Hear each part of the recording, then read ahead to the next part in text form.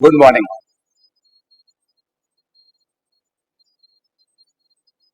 हम लोगों ने बेटा पिछले क्लास में इलेक्ट्रिक फ्लक्स की बात की। तो जो इलेक्ट्रिक फ्लक्स का बेसिक कॉन्सेप्ट था हमने पढ़ा और हमने बेटा कुछ बेसिक क्वेश्चन लिए। थोड़ा सा आगे मूव करते हैं, कुछ फर्दर और अच्छे क्वेश्चंस की बात करते हैं। लेकिन एक बार हम लोग क्या करते हैं, पहले कॉन्सेप्ट को रिवाइज कर लेते हैं हल्का सा, जो हमने पिछले क्लास में पढ़ा। हम जानते हैं कि अगर हमारे पास में बेटा एक सरफेस है और सरफेस का एरिया डीएस है, एरिया वेक्टर डीएस वेक्टर है, डी मतलब स्मॉल, एस मतलब सरफेस एरिया। एरिया वेक्टर हमेशा सरफेस के परपेंडिकुलर होगा। मान लेते हैं इलेक्ट्रिक फील्ड बेटा यहाँ ई है, तो इलेक्ट्रिक फील्ड और एरिया वेक्टर में एंगल थीटा है। इलेक्ट्रिक फील्ड के दो कंपोनेंट हो गए, थीटा की side E cos theta, other side E sine theta. तो हम देख रहे हैं कि यहाँ पे इस सरफेस से क्रॉस कौन कर बेटा करेगा इसको, ई कॉस थीटा, तो फ्लक्स देगा ई कॉस थीटा, जिसको पिछले क्लास में बेटा हमने प्रॉपर्ली समझा और लिखा था integral E dot DS, flux is integral E dot DS. और अगर फील्ड वगैरह कांस्टेंट है तो बेटा लिख सकते हैं हम लोग ई वेक्टर डॉट ए वेक्टर। अगर फील्ड वगैरह कांस्टेंट है तो ई वेक्टर डॉट ए वेक्टर, या इसके अलग लिख सकते हैं ई ए कॉस थीटा। आप एस लिखें या ए लिखें उससे कोई फर्क नहीं पड़ता, तो एस भी लिख सकते हैं बेटा और ए भी लिख सकते हैं। ये थीटा वही है जो बेटा बात की, ई इलेक्ट्रिक फील्ड, ए एरिया और थीटा है angle between electric field and area vector. Area vector हमेशा सरफेस के परपेंडिकुलर होगा, ये ध्यान रखना बेटा। अब एक चीज देखिए बेटा, इसको फर्दर हम लिख सकते हैं ई कॉस थीटा इंटू ए, ई कॉस थीटा इंटू ए। ई कॉस थीटा क्या है, इलेक्ट्रिक फील्ड का कंपोनेंट है, वो कंपोनेंट है बेटा जो सरफेस के परपेंडिकुलर है, तो हम इसको लिख देंगे ई परपेंडिकुलर। इलेक्ट्रिक ई कॉस थीटा इलेक्ट्रिक फील्ड का वो कंपोनेंट है जो सरफेस के एरिया के परपेंडिकुलर है। सरफेस या एरिया के, एरिया वेक्टर के नहीं, सरफेस या एरिया के बेटा। ये सरफेस है, इसके परपेंडिकुलर यहां कौन है, ई कॉस थीटा। तो ई कॉस थीटा को बेटा क्या बोला हमने, ई परपेंडिकुलर, और किससे मल्टीप्लाई कर दिया, एरिया से, तो फ्लक्स मिल जाएगा। बेटा एक सिंपल टेक्निक है फ्लक्स निकालने की, जो भी मैं बताऊंगा आपको एग्जांपल के थ्रू। कभी कभी इससे या इससे क्वेश्चन का आंसर नहीं आ पाता है, ये बड़ा इजी टेक्निक लगती है बेटा। उस केस में हम क्वेश्चन अभी आपको कराएंगे। अब यहां देखिए, ये अगर इलेक्ट्रिक फील्ड है, मेरा हाथ ये वाला, ये पेन मान लो, और ये सरफेस है, तो इलेक्ट्रिक फील्ड क्या है, एरिया के परपेंडिकुलर। तो रिवर्स ऑर्डर में कह सकते हैं एरिया भी तो परपेंडिकुलर है भाई, दे आर म्यूचुअली परपेंडिकुलर। सो हम इसको ऐसे लिख सकते हैं ई इंटू ए परपेंडिकुलर। मतलब चाहे तो परपेंडिकुलर फील्ड लो, एरिया की मल्टीप्लाई कर दो, या परपेंडिकुलर एरिया लेके फील्ड से मल्टीप्लाई कर दो, दोनों बातें एक ही हैं, बिकॉज दोनों म्यूचुअली परपेंडिकुलर है। ये फॉर्मूले तब यूज करते बेटा है जब हम इलेक्ट्रिक फील्ड की बात कर रहे हो। पिछले क्लास में हमने सीखा कि चार्ज अगर है तो भी फ्लक्स निकाल सकते हैं हम लोग हैं, और उस केस में ज्यादातर हम क्लोज सरफेस बेटा बनाते हैं। ये पिछले क्लास की बात है। जिन बच्चों ने पिछला क्लास नहीं किया बेटा, पहले वो पिछला वीडियो देखें, तब बेटा इसको देखें तो समझ में आएगा अच्छे से। पिछला वीडियो जरूर देखें इस वीडियो को देखने से पहले। तो यहां पर क्लोज सरफेस से बेटा फ्लक्स निकालने की बात की थी हमने बेटा पिछले क्लास में। वी आर जस्ट रिवाइजिंग, ये पिछले क्लास का ही बेटा है सब। तो अगर क्लोज सरफेस है, जैसे कि स्फीयर है और स्फीयर के अंदर चार्ज है, तो फ्लक्स कितना होगा, क्यू बाय एप्सिलॉन नॉट। और उसी क्लोज सरफेस के अगर आउटसाइड चार्ज है तो फ्लक्स कितना होगा, जीरो। ई फॉर एक्सटर्नल, मतलब एक्सटर्नल चार्ज है, आउटसाइड और एक्सटर्नल चार्ज है, तो फ्लक्स कितना होगा, जीरो। तो हमने कहा था भाई याद करना, क्लोज सरफेस है, अंदर चार्ज है, फ्लक्स कितना होगा, Q by epsilon not. Close surface है, बाहर चार्ज है, फ्लक्स कितना होगा, जीरो। ये दो बातें आपको याद करके चलना पड़ेंगी सर। और फिर ये फॉर्मूले भी आपको याद रखना पड़ेंगे बेटा। अभी खासकर इस पे पहले क्वेश्चन लेंगे, हम वहां भी पहुंचेंगे बेटा। आइए वन बाय वन स्टार्ट करते बेटा।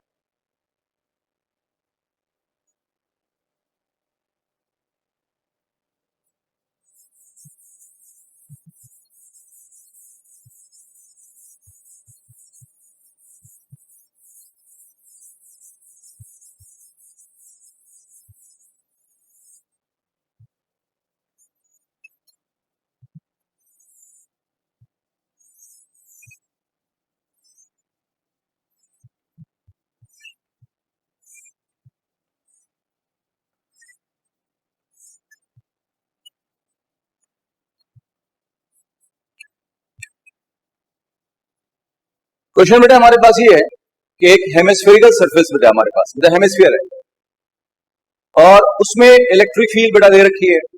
अच्छा, इलेक्ट्रिक फील्ड बेटा यहां रेडियल है, रेडियल। रेडियल का मतलब क्या होता है? Along the radius. तो बेटा एक रेडियल फील्ड है हेमिस्फीयर में। बताना भाई फ्लक्स कितना होगा, बताना है कि फ्लक्स कितना होगा इस रेडियल इलेक्ट्रिक फील्ड का, फ्लक्स कितना होगा हेमिस्फीयर से। आइए स्टार्ट करते हैं।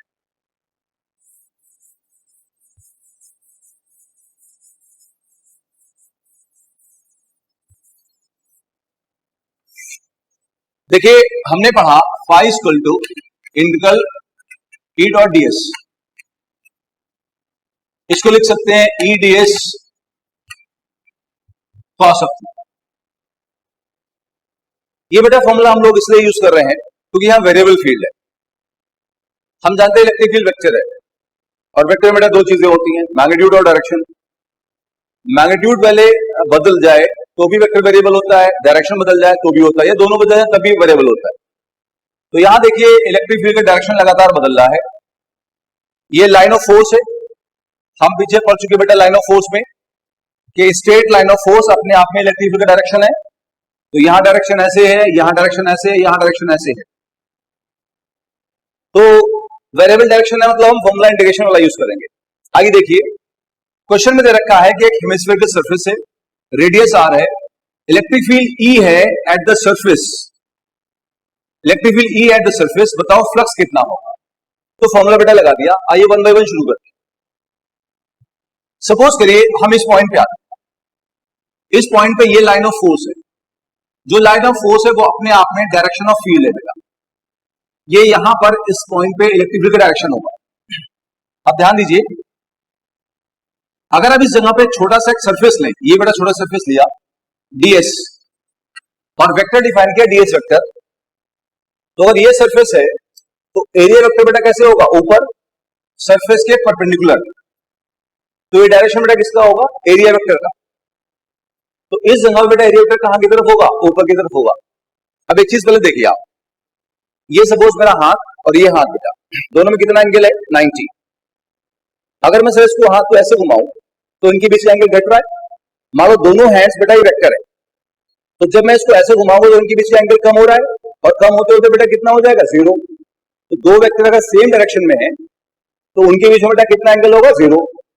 अच्छा, अगर मैं इसको ऐसे घुमाऊं, ऐसे घुमाऊं, ऐसे घुमाऊं, ऐसे घुमाऊं तो एंगल बढ़ रहा है, और जब अपोजिट में होंगे तो कितना होगा, 180। ये बेटा हमने बहुत बार पहले भी देखा कि दो वेक्टर अगर सेम डायरेक्शन में है एंगल जीरो होगा, और बेटा अपोजिट में तो कितना होगा, 180 होगा। देखिए इलेक्ट्रिक फील्ड यहां पे ऊपर है क्योंकि आपका लाइन ऑफ फोर्स ऊपर है, एरिया वेक्टर यहां ऊपर है क्योंकि सरफेस का परपेंडिकुलर ऊपर है। दोनों बेटा कितना एंगल है, जीरो। तो ये बेटा थीटा जीरो हो जाएगा। आगे समझिए, अगर हम इस पॉइंट में बात करें, ये लाइन ऑफ फोर्स है, जो लाइन ऑफ फोर्स है वो अपने आप में इलेक्ट्रिक फील्ड का डायरेक्शन है। अगर हम छोटा बड़ा सरफेस यहां लें ds फिर से, और वेक्टर डिफाइन करें ds वेक्टर, तो वो बेटा इस सरफेस के परपेंडिकुलर होगा, ऐसे ऐसे। ये सरफेस बेटा यहां ऐसे है, इसके परपेंडिकुलर बेटा यहां ऐसे होगा। नाउ इलेक्ट्रिक फील्ड में बेटा और ds वेक्टर में बेटा कितना एंगल हो गया, फिर से जीरो एंगल बेटा हो गया। तो इसी तरीके से देखेंगे कि सरफेस है, आप यहां लें, यहां लें, यहां कहीं लें, सब जगह जो इलेक्ट्रिक फील्ड और ds वेक्टर है बेटा उसके बीच में एंगल कितना होगा, जीरो होगा। इसका मतलब बेटा क्या हुआ कि इस सरफेस के ऊपर हर जगह पर इलेक्ट्रिक फील्ड और एरिया वेक्टर के बीच जो एंगल थीटा है वो जीरो है। जीरो मतलब कांस्टेंट है, कांस्टेंट को इंटीग्रेट नहीं करते, उसको बेटा हम बाहर ले लेंगे, पहली बात। दूसरी बात, ये कहा कि जो सरफेस पे इलेक्ट्रिक फील्ड है बेटा उसकी वैल्यू कितनी बेटा है, ई। तो न्यूमेरिकली या मैग्नीट्यूड वाइज सरफेस के हर पॉइंट पे मैग्नीट्यूड जो इलेक्ट्रिक फील्ड की बेटा वो कितनी है, ई है। यहां ई है, यहां यहां यहां सब जगह बेटा कितनी है, ई है। तो ई भी कांस्टेंट है एक सेंस में, उसको भी हम बाहर ले लेंगे। ई इंटू थीटा बेटा कितना था, जीरो, सब जगह जीरो का कांस्टेंट था। इंटीग्रल ds, नाउ ये कितना बचा, ई cos जीरो कितना होगा, 1, और इंटीग्रल मतलब समेशन, जोड़। किसका जोड़? सारे एरिया का। तो ये छोटे छोटे बेटा सारे एरिया जोड़ देंगे तो किसका एरिया बेटा आएगा? हेमिस्फीयर का एरिया आएगा। और आप सबको याद होगा कि एरिया ऑफ हेमिस्फीयर बेटा कितना होता है? 2 पाई आर स्क्वायर। तो एरिया ऑफ बेटा हेमिस्फीयर होता है 2 पाई आर स्क्वायर, ये आपको याद होगा, क्योंकि स्फीयर का 4 पाई आर स्क्वायर होता है। स्फीयर का 4 पाई आर स्क्वायर होता है, तो हेमिस्फीयर उसका हाफ होगा, कितना होगा? 2 पाई आर स्क्वायर होगा बेटा। तो दैट्स द फाइनल आंसर। अच्छा, हम इसको ऐसे भी बेटा कर सकते हैं, देखिए जैसे हमने कहा phi equal to E perpendicular into A, मैंने बताया था आपको उससे पहले, या ई इंटू ए परपेंडिकुलर। याद करें, मैंने आपसे कहा था या तो वो फील्ड लें जो एरिया के परपेंडिकुलर है, या वो एरिया लें जो फील्ड के परपेंडिकुलर है, आपस में मल्टीप्लाई कर दें, विल गेट द फ्लक्स। देखो कैसे निकालोगे। देखो बेटा, ये पूरा हेमिस्फीयर है। हेमिस्फीयर यहां देखिए बेटा, ये इलेक्ट्रिक फील्ड बेटा ऊपर है। आप देख सकते हैं जो आपकी इलेक्ट्रिक फील्ड है इस सरफेस के, इसके एरिया वेक्टर नहीं, सरफेस के साथ परपेंडिकुलर है। यहां देखो ये सरफेस है बेटा, ये सरफेस है बेटा, ये इलेक्ट्रिक फील्ड है बेटा, ये परपेंडिकुलर है। यहां देखो इस जगह पर ये इलेक्ट्रिक फील्ड ऐसे है, ये सरफेस है, एरिया वेक्टर नहीं, सरफेस या एरिया कह लो, एरिया वेक्टर नहीं। सो ये इसके साथ बेटा कैसी है? परपेंडिकुलर। तो ये सब जगह पर ऐसे, यहां पर भी सब जगह जो ये पूरा एरिया है हेमिस्फीयर का, इलेक्ट्रिक फील्ड उसके साथ परपेंडिकुलर है। तो इलेक्ट्रिक फील्ड इस पूरे एरिया के ही परपेंडिकुलर है। और ये बेटा पूरा एरिया कितना है? 2 पाई आर स्क्वायर। तो क्या मिलेगा हमें? E into 2 pi r square. बेटा हमने कॉन्सेप्ट लगा दिया, थोड़ा सा और सिंपल हो गया। हमें क्या करना सिंपल, कि ये हमने देखा कि पूरा जो एरिया बेटा है इलेक्ट्रिक फील्ड इसके साथ में परपेंडिकुलर है, तो ये पूरा एरिया जिसके इलेक्ट्रिक फील्ड परपेंडिकुलर है वो 2 पाई आर स्क्वायर है, उसको फील्ड से मल्टीप्लाई कर दिया। तो हमने इसको ऐसे कर लिया या हम ऐसे कर सकते हैं। अब यहां तो खास फर्क नहीं पड़ा, लेकिन बेटा एक दो क्वेश्चन ऐसे होंगे जिसमें ये मेथड आपको काफी इजी लगेगा, फौरन सॉल्व हो जाएगा। आइए देखते हैं अगला क्वेश्चन, तो आपको इसका एडवांटेज समझ में आएगा।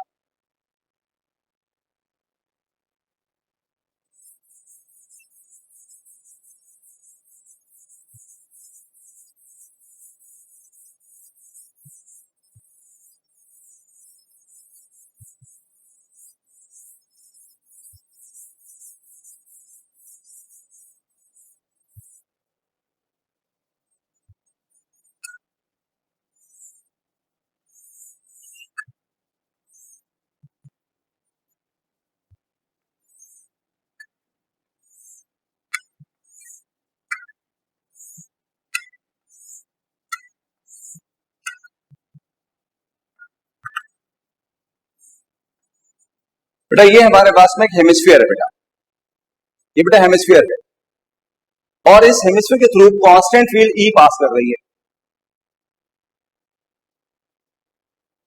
इसके बीच में गैप सेम है, वो मेरी ड्राइंग इतनी अच्छी नहीं है, आप अच्छे से बनाएंगे इसको। तो ये गैप बेटा सब जगह सेम दे रखा है बेटा, सब जगह गैप बेटा सेम दे रखा है, सब जगह गैप सेम है और डायरेक्शन भी सेम है, जिसका मतलब फील्ड कांस्टेंट है। और ये हेमिस्फीयर बेटा हेमिस्फीरिकल सरफेस है, तो बताना कितना फ्लक्स पास करेगा। हमें बेटा निकालना है कि इस हेमिस्फीरिकल सरफेस से कितना फ्लक्स पास करेगा। क्वेश्चन क्लियर बेटा हो गया। अब आगे बढ़ते हैं। देखिए सपोज करिए हम ये यूज करते हैं phi equal to E vector dot dS vector बेटा यूज करते हैं, तो ये हो जाएगा हमारे पास में E dS cos of theta. ना पहले हम यहां वापस आते हैं बेटा, देखिए कि कह रहा है कि ई कांस्टेंट है, मैग्नीट्यूड वाइज भी डायरेक्शन वाइज भी, तो कांस्टेंट को हम इंटीग्रेट नहीं करते, तो इसको बेटा हम बाहर ले लेंगे।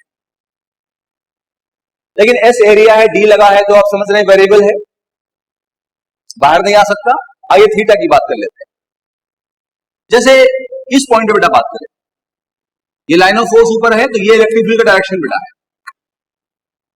यहां बेटा छोटा सा सर्फेस लेते हैं, ऐसे छोटा बड़ा सर्फेस लेते हैं डीएस। वेक्टर बेटा कहां होगा इसका? ऊपर। हम जानते हैं अगर ये सर्फेस है तो एरिया वेक्टर बेटा कहां की तरफ होगा? ऊपर होगा। और ई वेक्टर में और डीएस वेक्टर में एंगल कितना होगा? 0 होगा इस पॉइंट पे।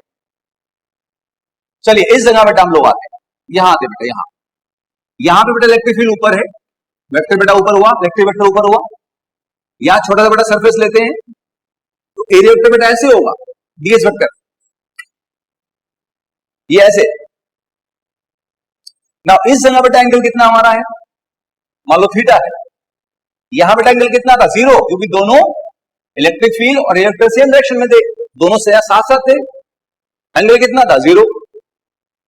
लेकिन यहां तो एंगल कुछ थीटा हो गया, इसका मतलब बेटा जब हम यहां से यहां आ रहे होंगे तो हर पॉइंट पे एंगल बदल रहा होगा, ई वेक्टर और डीएस वेक्टर के बीच का एंगल बेटा बदल रहा होगा, तो हमारा बेटा डीएस वेक्टर और ई वेक्टर के बीच का एंगल बदल रहा होगा, तो थीटा क्या हो जाएगा, वेरिएबल, और वेरिएबल है तो हम उसको बाहर नहीं ले सकते इंटीग्रेशन साइन के, इसका मतलब यहां पे दो वेरिएबल बेटा हो गए, एक एस और एक थीटा।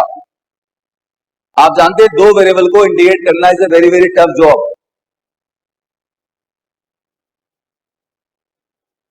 हम लोग क्या करेंगे सर, अगर इस मेथड को लगाना चाहते हैं तो थीटा को या तो एस में कन्वर्ट करें या एस को थीटा में कन्वर्ट करें, वो अगेन एक बहुत टफ जॉब है, तो हम इस मेथड को बेटा छोड़ देंगे इस केस में। और देखिए बस एक लाइन में आंसर, किस मेथड से, देखिए phi equal to E perpendicular into area या ई इनटू ए परपेंडिकुलर से बेटा, इससे सिर्फ एक वर्ड में आंसर। कैसे, यहां पर हम क्या करेंगे, या तो वो इलेक्ट्रिक फील्ड लेंगे जो एरिया के परपेंडिकुलर है, या वो एरिया लेंगे जो फील्ड के बेटा परपेंडिकुलर है, और मल्टीप्लाई कर देंगे, गेट द आंसर। आप देखिए यहां पर जो आपका एरिया है उसके साथ इलेक्ट्रिक फील्ड परपेंडिकुलर है, लेकिन यहां जो एरिया है उसके साथ फील्ड परपेंडिकुलर नहीं है, तो इस पूरे एरिया के साथ में जो कि हेमिस्फीयर का एरिया है, फील्ड हर जगह परपेंडिकुलर नहीं है, सिर्फ यहां पर परपेंडिकुलर बेटा है, यहां पर नहीं है, ये फील्ड ऐसे है, ऐसे फील्ड है, ये एरिया ऐसे है, यहां पे तो बिल्कुल भी नहीं है। हमें वो एरिया लेना है जिसकी फील्ड कैसा हो, परपेंडिकुलर। तो बड़ा सिंपल कॉन्सेप्ट, थोड़ा मजाक वाला, आप लोग बर्गर खाते होंगे, बड़े पसंद होंगे, तो मान लो भाई एक बर्गर है ना, और बर्गर हाथ पे रख लिया आपने,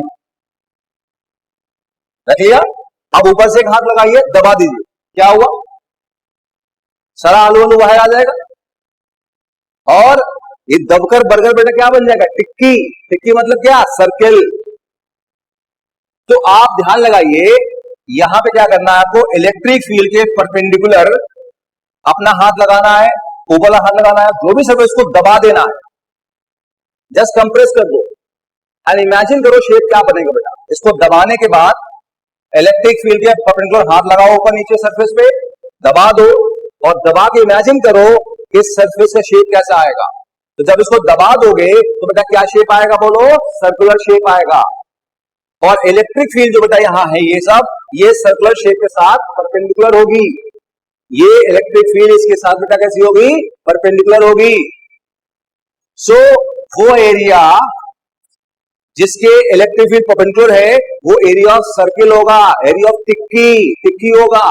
तो कितना बेटा होगा, बोलो, E into pi r square. एक वर्ड में आंसर आ गया। ऐसा कोई भी क्वेश्चन बेटा जिसमें हम फंस जाएं इस लॉजिक पे, बस हाथ लगाना है इलेक्ट्रिक फील्ड के परपेंडिकुलर, उसको दबा देना है, शेप इमेजिन करो क्या आएगा, जो भी शेप हो, सर्कुलर हो जो भी हो, उस एरिया को फील्ड से मल्टीप्लाई कर देना है, तो विल गेट द आंसर। तो समझ में आई बात, यस।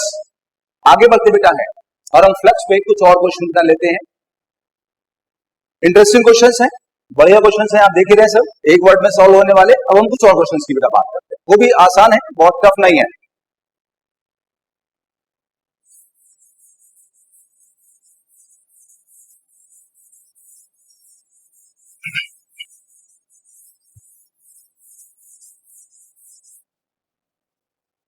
ना यहां पर बेटा हमारे पास में क्वेश्चन ये है कि एक रिंग है बेटा, मेटल रिंग,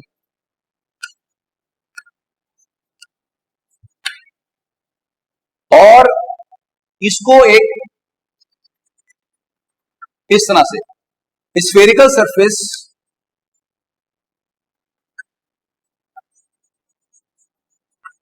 ने इनक्लोज किया हुआ है।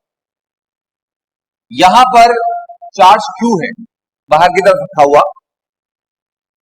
तो बताना है जो फ्लक्स है बेटा उसका टाइप कैसा होगा, मतलब वो पॉजिटिव होगा या वो निगेटिव होगा या जीरो होगा। सिंपल क्वेश्चन, एक रिंग एक स्फेरिकल सरफेस को इनक्लोज कर रही है इस तरह से, चार्ज Q यहां रखा हुआ है, तो बेटा बताना है कि फ्लक्स कैसा होगा, टाइप प्लस माइनस और जीरो। क्वेश्चन शायद आपको समझ नहीं आया होगा बेटा, आइए क्वेश्चन समझ लेते हैं। जैसे ये मेरा हाथ मान लीजिए एक बॉल है, तो छोटे से जब आप तो प्लास्टिक की बड़ी बड़ी बॉल खेलते थे, वही बहुत लाइट जो प्लास्टिक की बॉल होती है बिल्कुल रबर जैसी पतली वाली बॉल बड़ी सी, वो सोचिए है आपके पास में। ये मेरा हाथ मान लो वो बॉल है बेटा, और उसके बाद में ये हाथ बॉल हो गया। सोचिए ये रिंग है, बड़ी सी रिंग है बेटा हमारे पास। सोचिए हमने रिंग में कट लगाया बेटा, यहाँ पे कट लगाया इस तरह से, जैसे इमेजिन करें ये जो बॉल बेटा हमारे पास है बेटा, ये जो बॉल है हमारे पास है ये स्फेरिकल सरफेस है बेटा, ये बॉल को मानेंगे स्फेरिकल सरफेस, और ये बेटा मेटल रिंग, मेरी फिंगर्स मेटल रिंग हो गई। हमने क्या किया, इसको ये बॉल है इसके अंदर ऐसे डाल दिया, यहां से कट लगाया छेद के ऐसे डाल दिया बेटा, ऐसे ऐसे ऐसे ऐसे कर दिया, ये बंद कर दिया। जस्ट इमेजिन, इमेजिन करो बेटा, ये ऐसे है, ये हाथ मेरा है, इसके अंदर हमने ये आपका स्फेरिकल सरफेस है, बॉल है, इसके अंदर बेटा रिंग डाल दिया हमने। ना समझ पाए बात को? अब आप ध्यान लगाइए, यहाँ पे हम देखेंगे ये बेटा मेटल रिंग है, उसको यहां बॉल ने इनक्लोज कर लिया। अब बताना फ्लक्स कैसा होगा, पॉजिटिव नेगेटिव जीरो। अच्छा, इसमें देखिए क्योंकि चार्ज की बात आ गई, तो हम लोग बेटा क्या कॉन्सेप्ट लगाएंगे, हमको याद होगा बेटा कि अगर चार्ज इंटरनल होता है सरफेस के, तो फ्लक्स होता है Q बाय एप्सिलॉन नॉट, याद करें। और अगर चार्ज बाहर होता है तो फ्लक्स जीरो होता है, तो एक्सटर्नल चार्ज का बेटा फ्लक्स जीरो होता है, एक्सटर्नल चार्ज का बेटा फ्लक्स जीरो होता है, ये हम जानते हैं। नाउ यहां पर एक बेसिक कॉन्सेप्ट हमारे पास पहले से, ये पिछले क्लास में बेटा हमने पढ़ा अच्छे से प्रूव करके, इस क्लास में हमने रिवाइज किया, फिर से एक बार देखिए। यहां देखो बेटा, इस चार्ज पे आओ, एक बात देखिए पहले कि जो मेटल रिंग है उस पर ये चार्ज एक चार्ज इंड्यूस करेगा।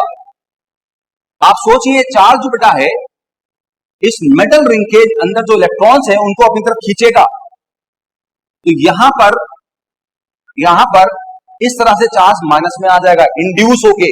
इंड्यूस हमने सुना था, इंडक्शन सुना था बेटा हमने फर्स्ट क्लास में इलेक्ट्रिक चार्ज में। तो ये चार्ज जो बेटा है इस रिंग के इलेक्ट्रॉन को सोचिए खींचेगा, इलेक्ट्रॉन जहां आएंगे उस तरफ चार्ज कैसा आएगा, माइनस में, और इस तरफ बेटा कैसे बेटा चार्ज बेटा आएगा, प्लस में आ जाएगा, ये बेटा प्लस में आ जाएगा हमारे पास में। तो ये पूरी चार्ज की कहानी हो गई। एक तो ये बेटा ओरिजिनल चार्ज हमारे पास है, ये इंड्यूस चार्ज माइनस में है बेटा, और ये बेटा किस में है, प्लस में। कॉन्सेप्ट पे वापस आओ, अगर चार्ज बेटा इंटरनल होगा, आई इंटरनल इनसाइड होगा, तो फ्लक्स कितना होगा, Q बाय एप्सिलॉन नॉट। अगर चार्ज बाहर होगा, एक्सटर्नल होगा, तो फ्लक्स कितना होगा, जीरो। इसको देखो बेटा, इसको, ये चार्ज कहां है, इस स्फेरिकल सरफेस के बाहर है, तो ये वाला चार्ज कितना बेटा फ्लक्स देगा, जीरो फ्लक्स देगा। इस चार्ज को देखो बेटा, ये चार्ज भी इस स्फेरिकल सरफेस के बाहर की तरफ है, तो ये भी बेटा कितना फ्लक्स देगा, जीरो देगा। अच्छा, ये चार्ज बेटा कहां है, इस स्फेरिकल सरफेस के अंदर है, तो ये फ्लक्स बेटा कितना देगा, Q बाय एप्सिलॉन नॉट। तो आप ध्यान लगाइए यहां पे बेटा, ये चार्ज कैसा है, पॉजिटिव। अगर चार्ज पॉजिटिव होगा तो फ्लक्स भी बेटा कैसा होगा, पॉजिटिव ही तो होगा। तो सिर्फ ये वाला चार्ज अंदर होने की वजह से फ्लक्स देगा, क्योंकि पॉजिटिव चार्ज है तो बेटा पॉजिटिव फ्लक्स होगा, तो हम कहेंगे जो फ्लक्स प्रोड्यूस होगा दैट शुड बी पॉजिटिव। क्या कुछ समझ में आया बेटा? ये चार्ज आउटसाइड जीरो फ्लक्स देगा इस लॉजिक से, ये चार्ज आउटसाइड जीरो फ्लक्स देगा और ये चार्ज बेटा इनसाइड है, पॉजिटिव चार्ज है तो ये पॉजिटिव फ्लक्स है। क्लियर हुआ? आगे बढ़ते बेटा है।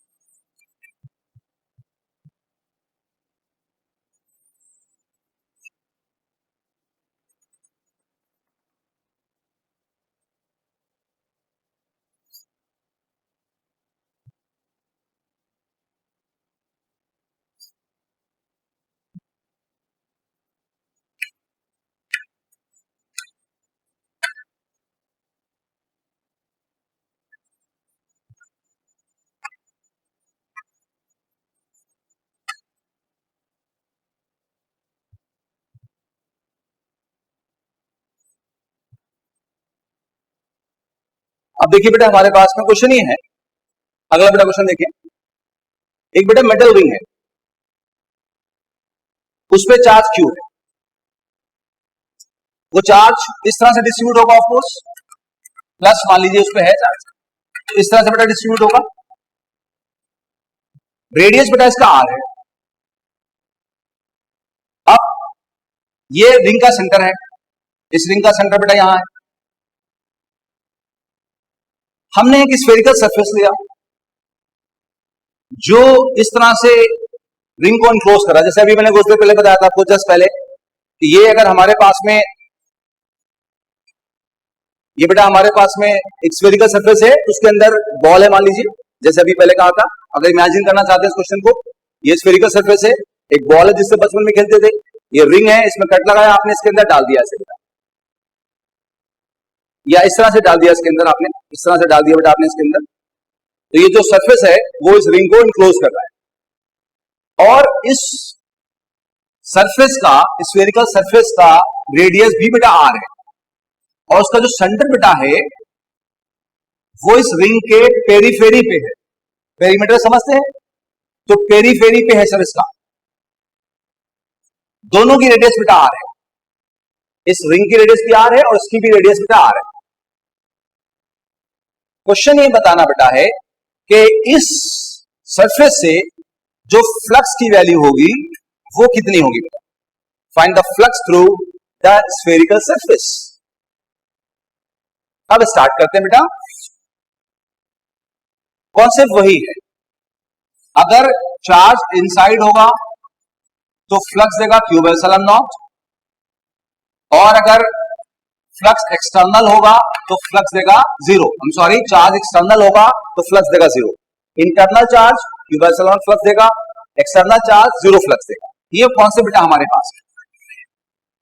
अब देखिए सॉल्व कैसे करेंगे, आप देखिए इस पूरे रिंग पे कितना बड़ा चार्ज है, क्यू चार्ज, यहां से लेके यहां तक का जो चार्ज है वो बाहर की तरफ है, स्फेरिकल सरफेस जो बेटा यहां पर है ये वाली, इससे बाहर की तरफ है, ये कितना फ्लक्स देगा, जीरो देगा। इस चार्ज का जो बेटा ये पोर्शन है यहां पर, वो पोर्शन अंदर की तरफ है तो वो फ्लक्स देगा, लेकिन ये चार्ज पूरा बेटा कितना है, क्यू हमारे पास है, तो पहले हमें फाइंड करना पड़ेगा कि ये चार्ज की वैल्यू कितनी है। अब इस चार्ज की वैल्यू कैसे निकालेंगे, देखिए ये पूरा पेरीमीटर है बेटा रिंग का, और पेरीमीटर की बेटा वैल्यू पता होती है, अगर हमें ये पता हो कि जैसे ये लेंथ कितनी है, हमें पता है ये लेंथ इस पूरी लेंथ के बेटा किस रेशियो में है, then you will get the answer. अब हमें हमारा गोल है बेटा कि इस लेंथ को निकालना, ये लेंथ निकलेगी तो रेशियो निकलेगा तो चार्ज की वैल्यू निकलेगी। अब वो कैसे बेटा निकालेंगे, देखिए आइए शुरू करते हैं। जैसे ये रिंग का सेंटर बेटा, ये रिंग का बेटा सेंटर है, इस लाइन को ज्वाइन कर दो बेटा यहां से, तो ये रिंग का बेटा रेडियस होगा। अच्छा इसको ज्वाइन कर दो बेटा यहां से, तो ये भी रिंग का रेडियस होगा। ये जब रिंग हमारे पास है और ये सेंटर है बेटा, तो ये भी रेडियस होगा, ये भी रेडियस होगा, ये रेडियस ऑफ कोर्स ये भी रेडियस होगा। अब ध्यान लगाओ बेटा, ये हमारा सेंटर किसका है, ये है स्फेरिकल सरफेस का। अगर हम इसको यहां से ज्वाइन करें बेटा, तो ये रेडियस ऑफ सरफेस होगा, स्फेरिकल सरफेस, और वो जो स्फेरिकल सरफेस है उसका रेडियस भी आर है, तो बेटा ये भी आर होगा क्योंकि दोनों का रेडियस सेम था। ऑफ कोर्स ये भी आर होगा सर। अब क्या फायदा हुआ इसका, आगे समझते बेटा। देखिए इस ट्राइंगल को देखिए बेटा, आर आर आर तीनों साइड सेम है, तो ट्राइंगल वैसा कैसा होगा, इक्विलेटरल। और आप जानते हैं इक्विलेटरल ट्राइंगल में जो तीनों बेटा एंगल होंगे उनका एंगल कितना होगा, 60। ये एंगल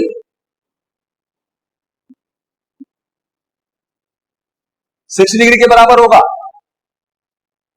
ऐसा ही ये एंगल बेटा भी कितना होगा, 60 डिग्री के बराबर होगा। नाउ अब ये पूरा एंगल बेटा कितना होगा, 60 प्लस 60 कितना बेटा होगा 120।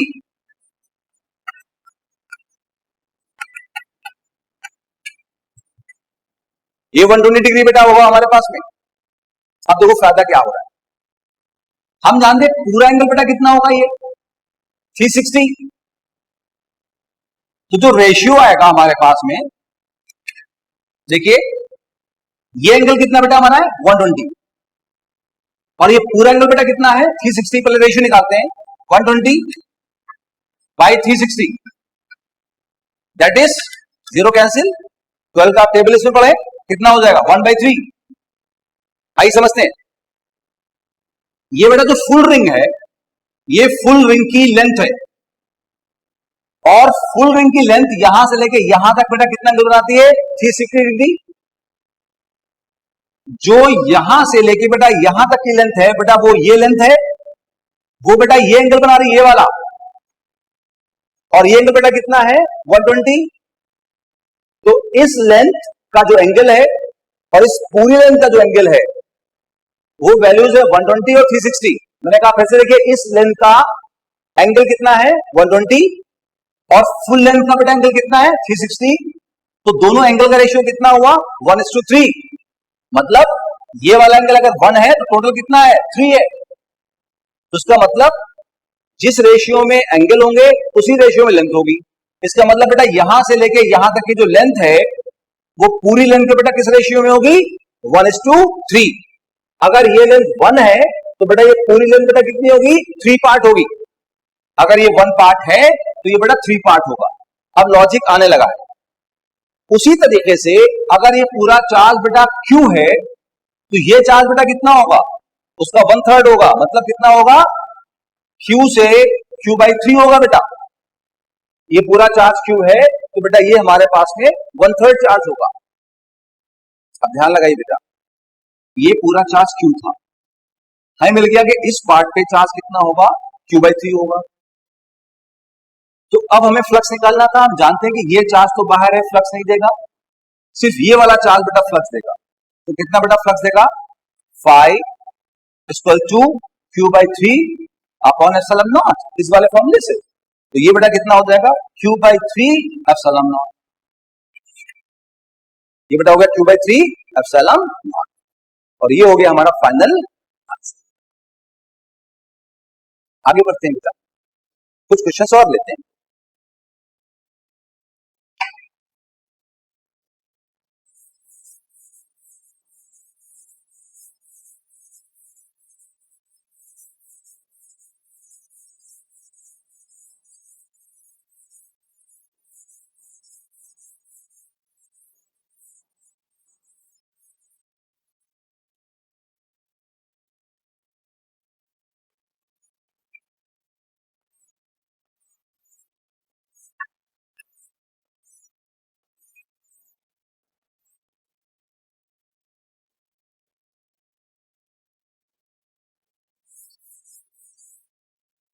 ये बेटा हमारे पास में क्यूब है देखिए,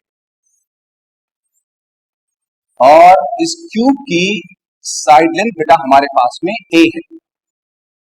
क्यूब की बेटा साइड लेंथ ए है। अच्छा यहां से एक रॉड ली बेटा और रॉड पे linear charge density lambda, length 2a है बेटा, रॉड है हमारे पास और डेंसिटी लैम्डा। डेंसिटी बेटा हम समझते हैं lambda is Q upon L। तो चार्ज मतलब दे रखा है इसको। ये रॉड बेटा ऐसे इसके अंदर आना शुरू होगी और चलते चलते चली जाएगी और कह रहा है कि रॉड की जो वेलोसिटी बेटा है वो v है, कांस्टेंट है। तो ये रॉड कांस्टेंट वेलोसिटी से इसके अंदर ऐसे होती चली गई। तो बताना है कि इस क्यूब के अंदर से जो फ्लक्स होगा उसका टाइम के साथ ग्राफ कैसा है। ग्राफ किसका बेटा फ्लक्स का, किसके साथ टाइम के साथ। अब देखिए सर कैसे करें। सो यहां पर मान लो बेटा हमने शुरुआत, हमने क्या किया बेटा y एक्सिस को पे फ्लक्स को रखा और x एक्सिस पे बेटा हमने टाइम को रखा। हम बनाने जा रहे हैं ग्राफ फ्लक्स का टाइम के साथ।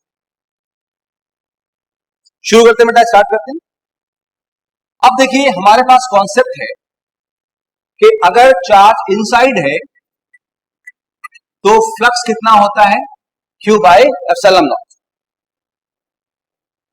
और चार्ज अगर एक्सटर्नल होता बेटा है तो कितना फ्लक्स होता है, 0।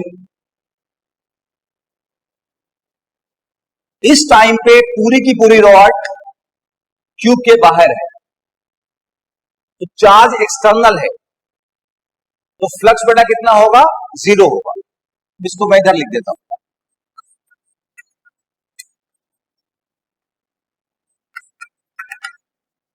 एक्सटर्नल बेटा 0 होगा। जब रॉड मूव करेगी, अंदर आएगी, तो चार्ज भी अंदर आएगा, और चार्ज अंदर आएगा तो बेटा फ्लक्स प्रोड्यूस होगा, इस वाले लॉजिक से। अब आइए शुरू करते बेटा है कि पहले देखिए फ्लक्स कितना है। मान लेते हैं टी टाइम में रॉड मूव करके सर ऐसे आ गई, यहां ऐसे ऐसे आ गई, और इसने ये डिस्टेंस x मूव कर दिया। ये रॉड ऐसे थी बेटा, ये ऐसे आ गई और ये डिस्टेंस x अंदर आ गई, मान लेते हैं। आइए फर्दर बात करते हैं। देखिए हम जानते हैं कि अगर हमें फ्लक्स निकालना है इनसाइड का तो Q बाय एप्सिलॉन नॉट होता है बेटा। अब हमें निकालना है ये Q कितना होगा जो अंदर की तरफ है। उसके लिए बेटा हमारे पास में लैम्डा है। लैम्डा बोलेंगे बेटा हम total charge by total length. मान लेते हैं कि ये जो चार्ज है बेटा वो Q इनसाइड है, Q इनसाइड, तो यहां हम लेंगे Q इनसाइड। क्यों? क्योंकि हमें पता है कि जो चार्ज अंदर होगा वही फ्लक्स देगा। जो बेटा इस पोर्शन पे है बेटा चार्ज, वही फ्लक्स देगा। जो यहां बाहर होगा वो फ्लक्स नहीं देगा, तो हम अंदर वाला चार्ज ही लेंगे। वापस आइए, लैम्डा बोलेंगे total charge by total length, और उसी को बोल सकते हैं हम लोग हैं part charge by part length, part charge by part length, या inside charge by inside length, inside charge upon inside length बोल सकते। तो क्रॉस मल्टीप्लाई कर दे बेटा, सो Q इनसाइड बेटा कितना हमारे पास हो गया, लैम्डा इंटू एक्स। अच्छा आपको बहुत पहले से पता है बेटा 11th क्लास से कि डिस्टेंस क्या होता है, वेलोसिटी इंटू टाइम। तो उसको लिख सकते हैं हम लोग बेटा है lambda velocity into time, distance बराबर वेलोसिटी इंटू टाइम। अब इसको उठा के बेटा यहां पुट कर दें, तो फ्लक्स बेटा हमारा कितना हो जाएगा, phi equal to lambda v t. और देख सकते बेटा है कि लैम्डा और वी तो कांस्टेंट है, तो फाई पोर्शन तो बेटा हमारा क्या हो जाएगा, टी हो जाएगा। अच्छा आपको याद होगा बेटा, हमने पहले ही बात करी, 11 से बात करते आ रहे हैं कि y equal to m x plus c is the equation of straight line. और यहां पर अगर c हटा दें, कुछ देर के लिए मान लें नहीं है, तो y equal to x plus होगा, और y पोर्शन टू क्या होगा, x होगा। y पावर 1 x पावर 1, हम जानते ग्राफ क्या होता है, स्ट्रेट लाइन। सो ऐसे ही 5 बेटा पावर यहां कितना है 1, t पावर बेटा यहां कितना है 1, डायरेक्ट में, तो ग्राफ कैसा होगा, स्ट्रेट लाइन। अब बात समझ गया, तो ग्राफ होगा स्ट्रेट लाइन। ये बेटा स्ट्रेट लाइन ग्राफ कुछ ऐसा होगा।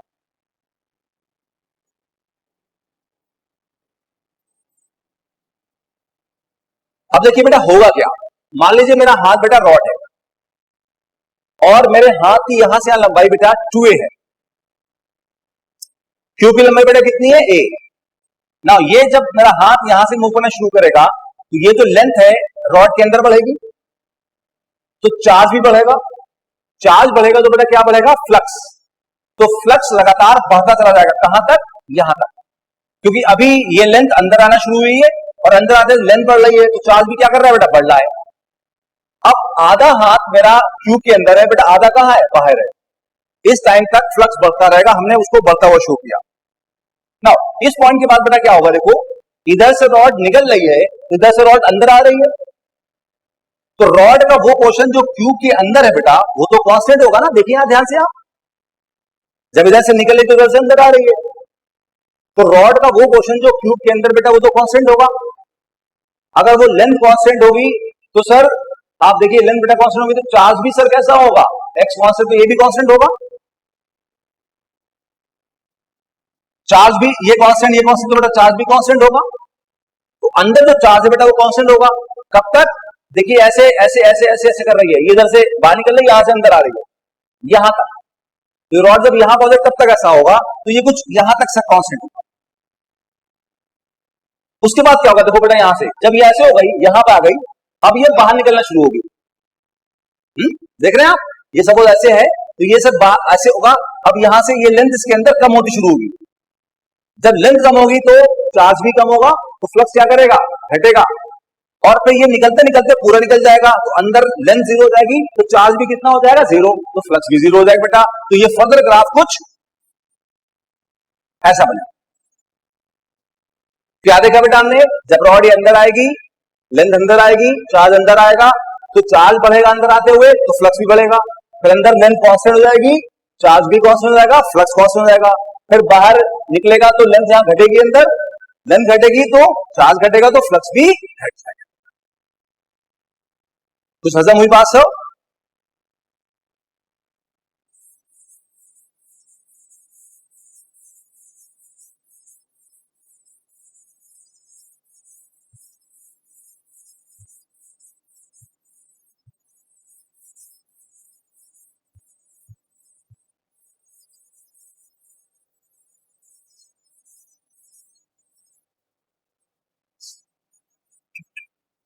बेटा नेक्स्ट क्वेश्चन ये है कि हमारे पास में एक हेमिस्फेरिकल सरफेस है, बहुत मजेदार क्वेश्चन है, और ये इसका सेंटर बेटा है, एक चार्ज यहां कैपिटल क्यू रखा, अब 4 पॉइंट्स लिए बेटा हमने, ए और ये बी और ये सी और ये डी बेटा,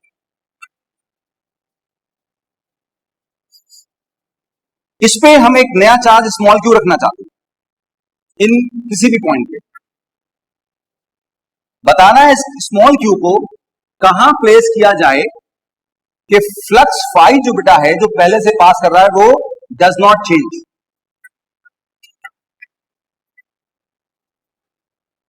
आइए क्वेश्चन को फिर से समझते हैं बेटा।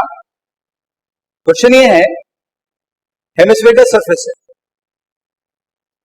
उसके सेंटर पे एक चार्ज रखा है, इस चार्ज से यहां कुछ फ्लक्स पास कर रहा हो, एक नया चार्ज लिया स्मॉल क्यू, उसको इनमें से कहां रखें, ए बी सी डी, ए पे रखें, बी पे रखें, सी पे रखें, डी पे रखें, या चारों पे रखें, कहीं भी रखें, ये बताना आपको कहां का रख सकते हैं, सो दैट जो प्रीवियस फ्लक्स पास कर रहा है पहले से, वो चेंज ना करे। आइए सॉल्व करते हैं।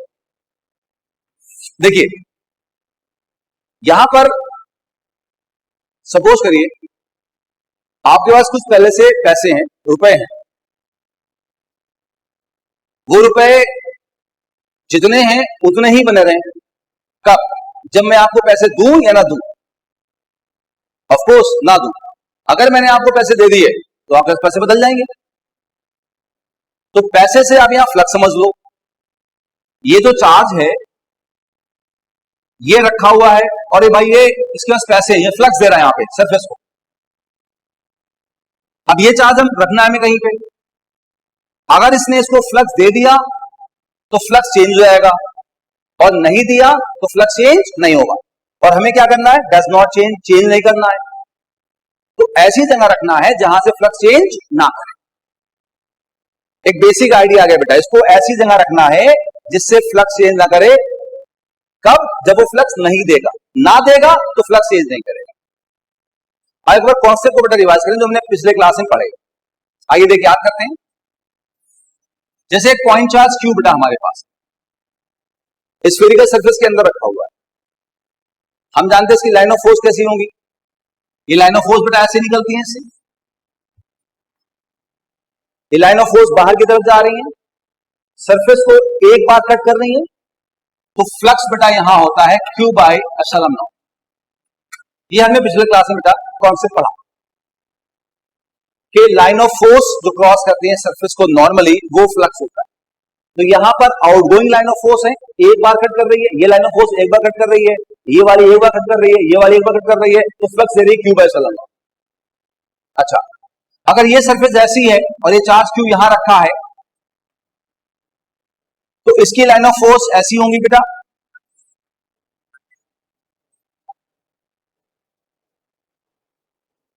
ये लाइन ऑफ फोर्स ने यहां कट किया, यहां कट किया, यहां पे इनकमिंग है, यहां पर आउटगोइंग है, जितना फ्लक्स आया उतना चला गया, तो नेट फ्लक्स बेटा कितना हुआ हमारा, 0। तो ये कॉन्सेप्ट बेटा हमने पिछले क्लास में पढ़ लिया था, और हमें पता था कि लाइन ऑफ फोर्स अगर एक बार कट करेगी तो फ्लक्स Q/0 होगा, अगर लाइन ऑफ फोर्स दो बार कट करेगी कोई भी लाइन ऑफ फोर्स, तो फ्लक्स 0 होगा। अब इस कॉन्सेप्ट को बेटा यहां लगा, देखिए ये हेमिस्फेरिकल सरफेस है, ये चार्ज ऐसे लाइन ऑफ फोर्स दे रहा है, ऑफ कोर्स इधर भी दे रहा होगा, ऐसे हर तरफ दे रहा होगा, तो ये लाइन ऑफ फोर्स सरफेस से पास कर रही है, सरफेस से पास कर रही हैं, एक बार कट कर रही हैं बेटा, उसका मतलब फ्लक्स प्रोड्यूस कर रही हैं, ये हुआ इनिशियल फ्लक्स बेटा, ये देगा बेटा हमें इनिशियल फ्लक्स, ये इनिशियल फ्लक्स देगा। अब हम इस चार्ज Q को ऐसी जगह रखें कि ये यहां फ्लक्स ना दे, ये क्वेश्चन था हमारा, क्योंकि देगा तो फ्लक्स बदल जाएगा, तो ऐसी जगह रखना कि फ्लक्स ना दे। चलो हम यहां रखते हैं, अगर इस चार्ज को यहां रखते हैं और इसकी लाइन ऑफ फोर्स ड्रॉ करते हैं, तो उसकी लाइन ऑफ फोर्स बेटा ऐसे जाएगी या ऐसे जाएगी, ऑफ कोर्स इधर इधर हर तरफ जाएंगी, ऐसे भी जाएंगी सर। ना, इन लाइन ऑफ फोर्स को देखो, इस लाइन ऑफ फोर्स को देखो, इसने यहां कट किया और यहां कट किया बेटा, कितने बार कट किया, 2 बार, इतना, इसका मतलब जितना फ्लक्स आया उतना ही चला गया, तो इसने बेटा फ्लक्स कितना दिया, 0 दिया। अगर इसने 0 फ्लक्स दिया, इसका मतलब जो पहले से फ्लक्स पास कर रहा है इसका वो चेंज नहीं करेगा, सो ए इज द आंसर। अब बी पे चलो, सपोज करो हमने Q को बी पे रखा, बी भी चेक कर लेते हैं, तो यहां रखने के बाद में इसकी ये लाइन ऑफ फोर्स देखो बेटा, ऐसी होगी, ये लाइन ऑफ फोर्स बेटा यहां कट करी है और यहां कट करी है, कितने बार कट किया, 2 बार, तो फ्लक्स बेटा कितना होगा, 0, मतलब चेंज नहीं करेगा। लेकिन इस लाइन ऑफ फोर्स को देखो बेटा, इस वाली को, इसने तो एक बार कट किया, ये हेमिस्फीयर बेटा हमारा, ये वाला, ये बेटा हेमिस्फीयर बेटा हमारे पास है, ये बेटा हेमिस्फीयर हमारे पास है, इस हेमिस्फीयर को इसने एक बार कट किया, नीचे कुछ नहीं है, नीचे तो हेमिस्फीयर खाली होता है, इसने सिर्फ यहां कट किया एक बार, मतलब फ्लक्स दिया, और जब फ्लक्स दिया तो फ्लक्स चेंज हो जाएगा ना बेटा, मैंने कहा पैसे आपके पास है, मैं दूंगा तो चेंज हो जाएंगे, तो जब ये यहां काटेगा एक बार तो फ्लक्स देगा, तो जो पहले से फ्लक्स पास कर रहा है उसको बदल देगा, इसका मतलब ये आंसर नहीं होगा। क्या आंसर हुआ, ए, और क्योंकि ए और डी बेटा सिमिलर है तो डी भी आंसर होगा, और सी और बी एक जैसी है तो बी आंसर नहीं तो सी भी आंसर नहीं, तो बेटा हमारा आंसर क्या होगा, ए एंड डी। अगर हम ए पे रखें इस नए चार्ज को या डी पे रखें तो जो प्रीवियस फ्लक्स है वो चेंज नहीं। हजम हुआ कुछ, आगे बढ़ते हैं।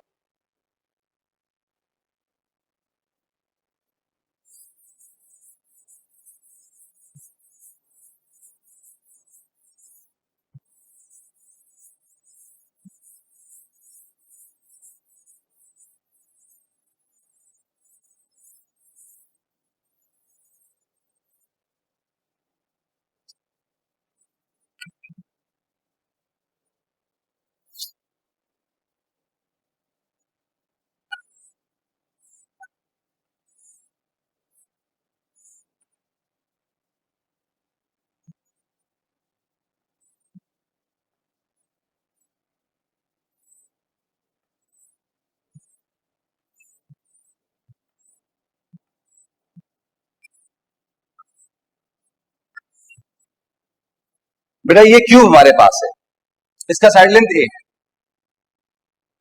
ए बी सी डी और ई एफ जी एच, ये ओरिजिन से ए डिस्टेंस रखिए, ये डिस्टेंस बेटा ए है और ऑफ कोर्स ए भी है, ये डिस्टेंस ए है, इसका कॉर्नर ओरिजिन से ये एक्स एक्सिस, ये वाई एक्सिस, ये जेड एक्सिस, एक्स एक्सिस पे है, ओरिजिन से डिस्टेंस ए पे सब कॉर्नर है और इसकी साइड लेंथ बटा भी ए है और ये क्यूब यहां रखी हुई है। अच्छा, इलेक्ट्रिक फील्ड बेटा दे रखी है हमें E vector equal to 2x i cap.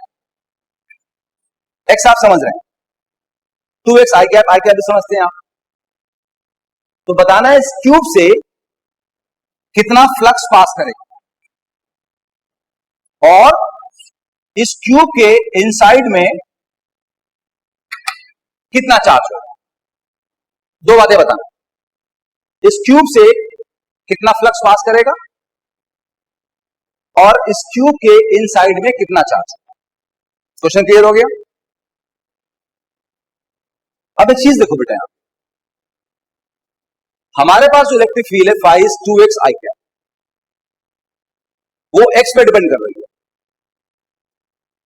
तो फील्ड कैसी है, वेरिएबल। अब अगर वेरिएबल फील्ड होती है तो हम जानते हैं फ्लक्स का बेटा फॉर्मूला क्या होता है, इंटीग्रल ई डॉट ds या ई ds